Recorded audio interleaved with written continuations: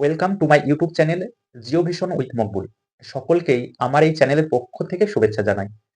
আজকের যে বিষয়ের গুরুত্বপূর্ণ আলোচনা করব তা হলো পশ্চিমবঙ্গের 26,000 চাকরি বাতিল মামলার প্রসঙ্গ। অর্থাৎ 26,000 চাকরি মানে 26,000 চাকরি কি সম্পূর্ণ বাতিল হতে চলেছে? না শুধুমাত্র যারা সাদা খাতায় বেনিয়মের মাধ্যমে চাকরি পেয়েছেন তাদের চাকরি বাতিল হতে চলেছে? দ্বিতীয় প্রসঙ্গ 65 এভিডেন্স অ্যাক্ট কি?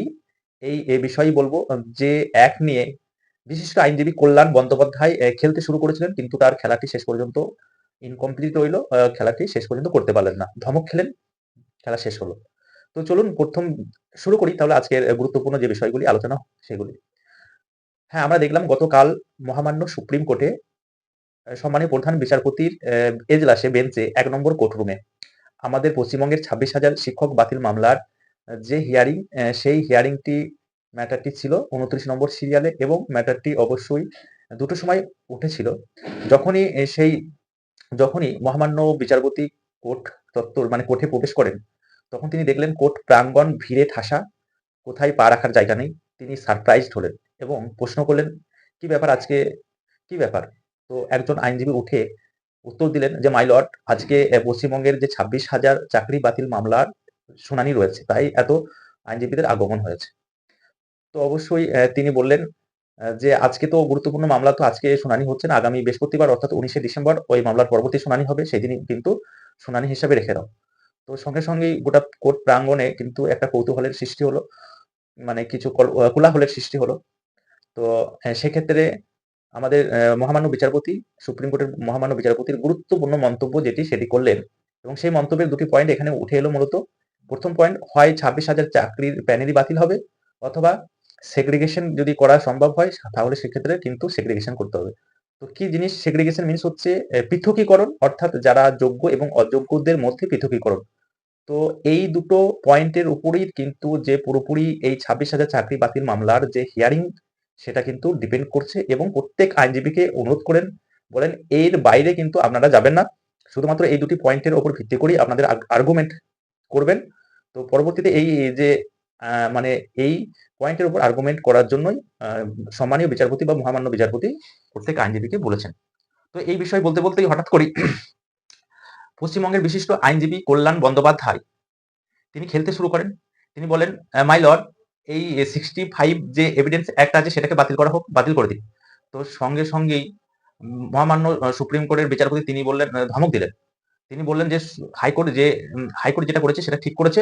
আপনার মুখ থেকে আপনাকে কিছু বলতে হবে না। এ বিষয়ে আমরা জানি। 65B এভিডেন্স অ্যাক্ট বিষয়ে আমরা জানি।" তো আ বিশিষ্ট আইনজীবী কল্যাণ বন্দ্যোপাধ্যায়ের খেলা শেষ হয়ে গেল।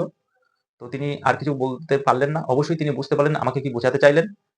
যে 26,000 চাকরি বাতিল যে মামলা, সেই মামলার পুরোপুরি ডিপেন্ড করছে কিন্তু কমিশনের উপরে। কমিশন যদি মনে করে যে আমরা সেগ্রিগেশন করব, যোগ্যদের রাখবো আর অযোগ্যদের বাতিল করব, সেক্ষেত্রে কিন্তু অবশ্যই করতে পারে। অন্যথায় পুরো প্যানেল যদি বাতিল হয় তো অবশ্যই পশ্চিমবঙ্গের একটা বিশাল হরতলের সৃষ্টি হবে। তো অবশ্যই একটা আশা রাখাই যায় যে যারা জেনুইন, যারা পরিশ্রম করে চাকরি করছে, পরিশ্রম করে চাকরি পেয়েছে, সে সমস্ত প্রার্থীদের আশা করা যায় যে চাকরি বহাল থাকবে। এটুকু অবশ্যই বলতে পারি। তো কোন রকমভাবে যারা যারা জেনুইন তাদের চাকরি যাবে না এটুকু বিশ্বাস করাই যায়। যারা অযোগ্য তাদের চাকরি যাবে এটুকু নিশ্চিত 100%। যারা সাদা খাতায় চাকরি পেয়েছে, তো সেই সমস্ত প্রার্থীরা আপনাদের কিন্তু কাউন্টডাউন শুরু। আপনারা দিন গুনতে থাকেন। যেকোনো মানে আপনাদের চাকরি কিন্তু চলে যাচ্ছে। আপনাদের বিদ্যালয়ে থাকা কিন্তু হচ্ছে না। এটুকু বলতে পারি। এরপরে আসি ২য় প্রসঙ্গ 65 যে এভিডেন্স অ্যাক্ট কি? সেই অ্যাক্ট সম্পর্কে।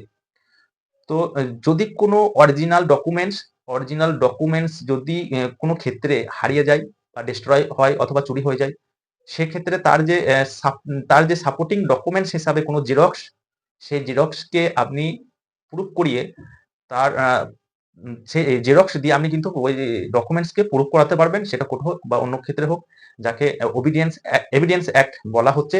এক্ষেত্রে আমরা জানি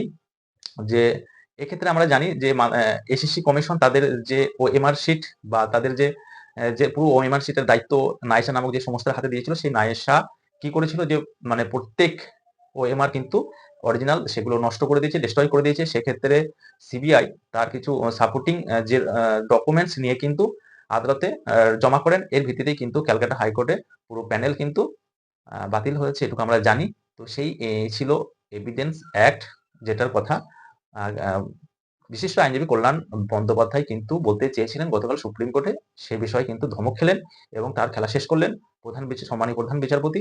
এবার দেখা যাক আগামী ১৯ তারিখ অর্থাৎ বৃহস্পতিবার ১৯শে ডিসেম্বর কি এর জাজমেন্ট হয় বা খেলা ঘুরে যায় সেটাও দেখার আছে। তো এই ছিল আজকের কিছু বিষয় যেটা আলোচনা করলাম এই ভিডিওর মাধ্যমে। তো সমস্ত বন্ধুদের কাছে অনুরোধ চ্যানেলটিতে যারা নতুন সাবস্ক্রাইব করে নেবেন, পাশে থাকবেন। আর ভালো থাকুন, সুস্থ থাকুন। ধন্যবাদ।